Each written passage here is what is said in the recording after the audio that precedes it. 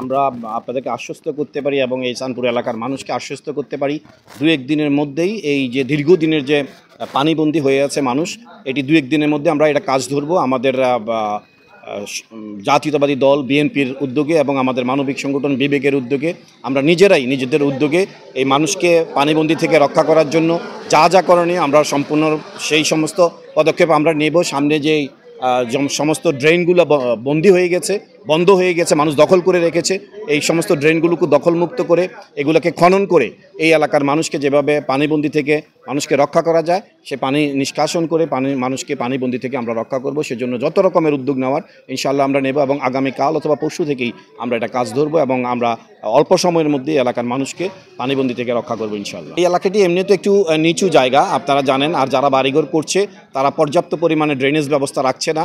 তো আর পানি নিষ্কাশনের যে ড্রেনের ব্যবস্থা সম্পূর্ণ ড্রেনগুলোই এই ফেসিস্ট আওয়ামী লীগের সময় তারা দখল করে রেখেছে। দখলমুক্ত করতে হবে এই ড্রেনেজগুলো, যেগুলো দখল করে নিয়েছে এই ড্রেনগুলো আগে আমাদেরকে দখলমুক্ত করতে হবে। তো সেই জন্য যা যা পদক্ষেপ নেওয়ার আমরা ইনশাল্লাহ নিব। এইটা হচ্ছে কুমিল্লা সিটি কর্পোরেশন বহির্ভূত একটা এলাকা। জাস্ট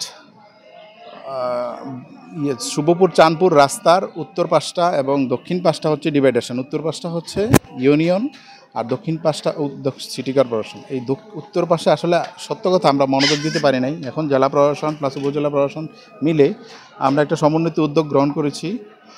এখানে অনেক প্রশস্ত রাস্তা আছে, এই প্রশস্ত রাস্তার পাশ দিয়ে হইলেও একবার বড় করে ড্রেন করে যদি পুরাতন গুমতি নদী অথবা যেই ন্যাচারাল জলাধারটা এখনও রয়েছে ওই জলাধারে ফেলা যায়, ওখান থেকে বিবির বাজার রোডের পাশ দিয়ে যে খালটা আছে ওইটা খনন করা যায়, তাহলে এখানে পার্মানেন্ট একটা সলিউশন হবে।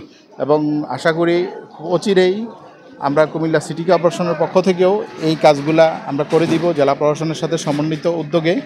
আর আশা করি এই ড্রেনগুলা বড় বড় ড্রেনগুলা করলে এখানকার এই যে স্থায়ী জলাবদ্ধতা এটা আর থাকবে না।